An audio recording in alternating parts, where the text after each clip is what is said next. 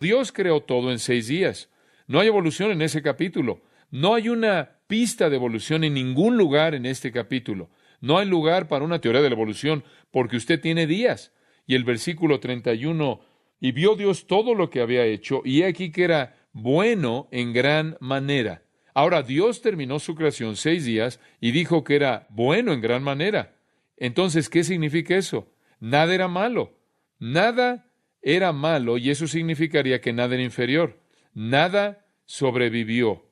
Nada, en cierta manera, usted sabe, como las plantas que usted planta, nada se murió. ¿Sabe por qué? Porque no había muerte. No había muerte. Observe y piense en esto. Cuando Dios terminó su creación, Él la vio en su totalidad. De hecho, lo dice varias veces que Él vio que era buena.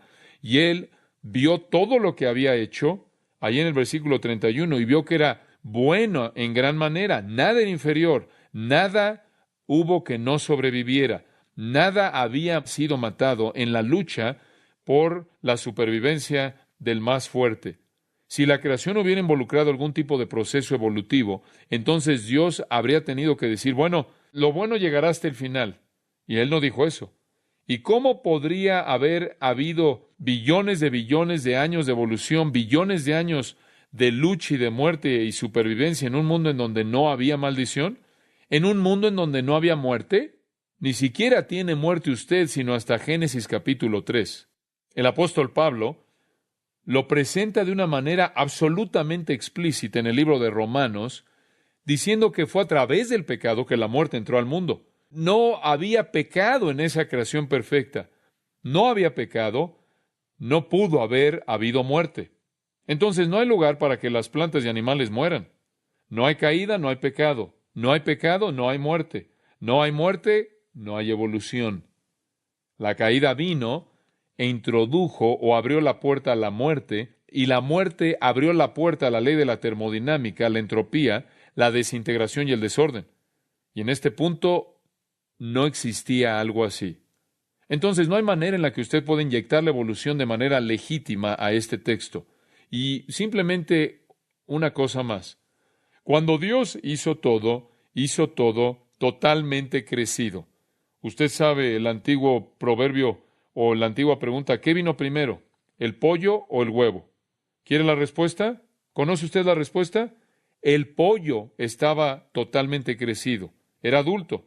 Dios no solo aventó semillas en toda dirección de especies de vida que no habían nacido, sino que Él creó todo absoluta y completamente crecido, habiendo llegado a su crecimiento máximo, a su madurez completa, de tal manera que era capaz de reproducirse a sí mismo, sosteniendo su vida, sustentando su vida, y esa es la razón por la que Él dijo, es bueno en gran manera. Entonces, ¿cómo creó Dios? Él habló e hizo que existiera todo, y lo hizo en 6 días. No hay manera de darle la vuelta a eso. Y simplemente para ayudarle un poco con eso, la gente dice, bueno, ¿qué hay acerca de la palabra día? ¿Acaso no puede significar algo más? Es la antigua y francamente simple palabra hebrea yom, significa día. Es usada en la Biblia para indicar un día solar normal de 24 horas o algunas veces para referirse a la porción de que tiene luz en un día. Y usted podrá decir, bueno, yo no voy a estar en 4 días. Podría usted decir, me voy en 4 días. O voy a estar fuera 4 días. Y con eso usted se refiere a 4 días, día y noche. O podrá decirle a alguien, este ha sido un día hermoso. Y se está refiriendo a la porción de luz del día, en la que hubo luz en ese día. Y usted usa la palabra de la misma manera en la que los hebreos la usaban. Cuando yom es modificada por un número, en términos universales, sin excepción, en las Escrituras se refiere a un día normal solar. Ahora, algunas veces día es usada en las Escrituras para referirse a un periodo de tiempo que no es definido de manera precisa. Job dijo, mis días son vanidad. El Salmo 90, versículo 9 dice, nuestros días han pasado. Y eso no es definido, pero entendemos lo que eso significa, un periodo de tiempo.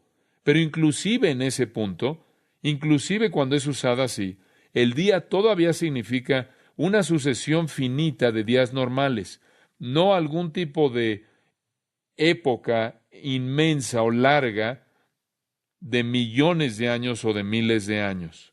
Y creo que lo que puede ser la afirmación más fuerte, y necesito hacer esto porque usted puede hacer la pregunta acerca de, usted sabe, ¿por qué Dios tomó 6 días? ¿Por qué no lo hizo en 6 minutos o 6 segundos? Bueno, la respuesta es que tomó 6 días porque Él quería establecer un patrón. En Éxodo capítulo 20, Él nos da el patrón. Acuérdate del día de reposo para santificarlo. 6 días trabajarás y harás toda tu obra, mas el séptimo día es reposo para Jehová tu Dios. No hagas en él obra alguna, tú, ni tu hijo, ni tu hija, ni tu siervo, ni tu criada, ni tu bestia, ni tu extranjero que está dentro de tus puertas. Porque en 6 días hizo Jehová los cielos y la tierra, el mar y todas las cosas que en ellos hay, y reposó en el séptimo día. Por tanto, Jehová bendijo el día de reposo y lo santificó. Dios quiso establecer un patrón para la humanidad, y ese patrón era: trabaja 6 días y tiene un día en el cual lo aparta para reposar, descansar, para refrescar tu cuerpo y te concentras en adorar a Dios. Dios escogió hacerlo en 6 días para establecer un patrón para nosotros.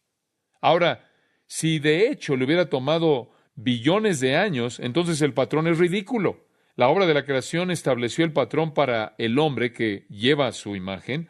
6 días trabaja y un día adora. Henry Morris, en su libro El registro de Génesis, dice, y cito, Dios llamó la luz día y a la oscuridad llamó noche, como si estuviera esperando un malentendido futuro. Dios definió cuidadosamente sus términos. La primera vez que usó la palabra día, Él la definió como la luz para distinguirla de las tinieblas u oscuridad que llamó noche. Habiendo separado el día y la noche, Dios completó su primer día de trabajo. La tarde y la mañana fueron el primer día. Esta misma fórmula es usada en la conclusión de cada uno de los 6 días, como lo leímos. Es obvio que la duración de cada uno de los días, incluyendo el primero, fue la misma. Es claro que, comenzando con el primer día y siguiendo a partir de ahí, hubo un periodo establecido de sucesión cíclica de días y noches, períodos de luz y períodos de oscuridad. Fin de la cita. No hay otra manera de interpretar eso. No hay otra manera en absoluto. Dice usted, ¿de dónde salió esta idea de épocas y billones de años? ¿Cómo es posible que metimos esta idea en Génesis?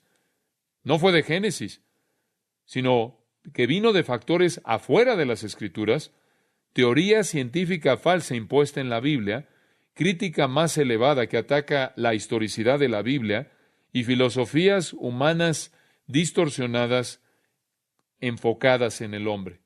Pero usted sabe, la teoría científica falsa y la crítica más elevada que viene de fuentes académicas incrédulas han hecho que los eruditos cristianos torturen este texto y le impongan interpretaciones no legítimas.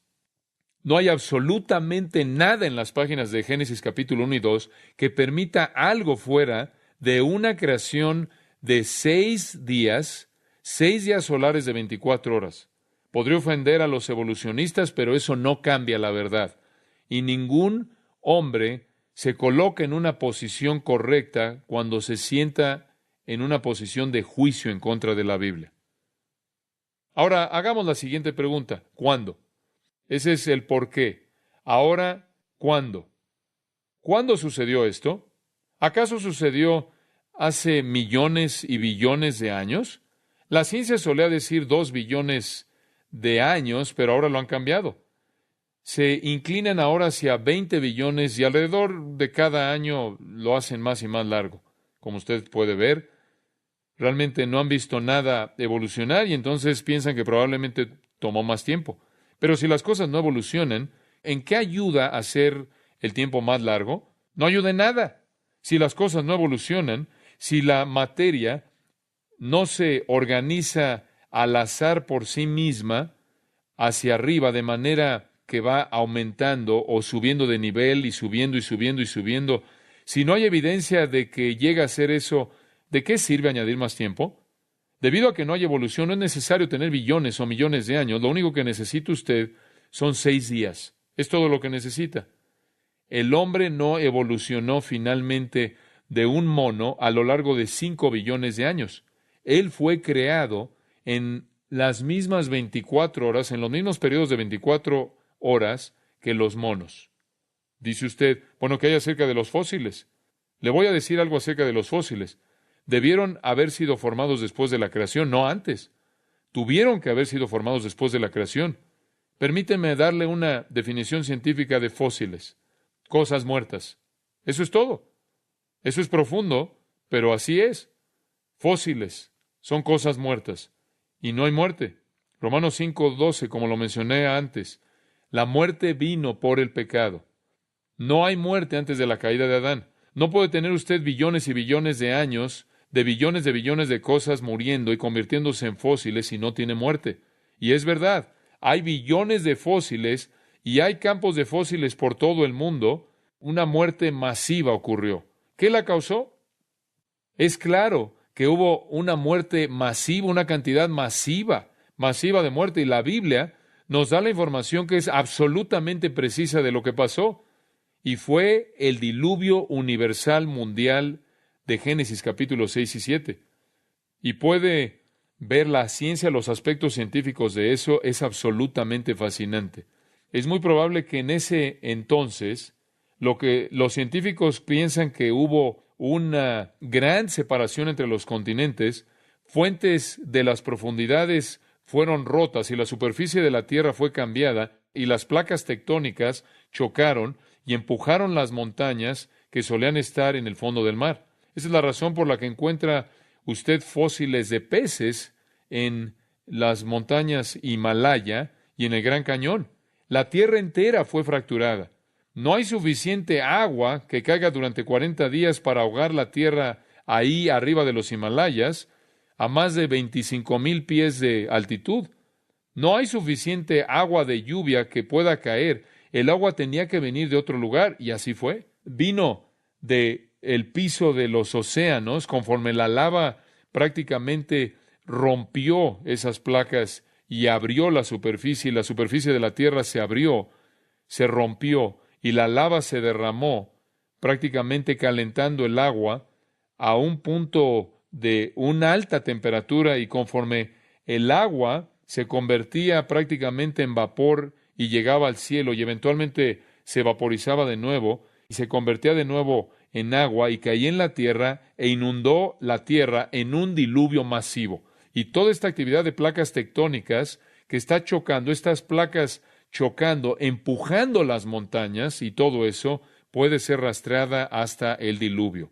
En Mateo capítulo 2, versículos 37 al 39, se refiere ahí al diluvio y usa la palabra griega cataclusmos, la palabra cataclismo.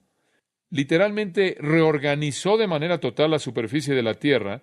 Lo que hizo es que inundó a la tierra entera en agua. Cubrió la tierra entera en agua. Y ese cataclismo hidráulico masivo es lo que produjo la extinción de muchos animales, francamente de manera instantánea, o durante el periodo de días cuando llovió y creó esta muerte a nivel mundial que produjo los fósiles. Segundo de Pedro 3 habla de cómo Dios destruyó la tierra entera, versículo 6, inundándola con agua.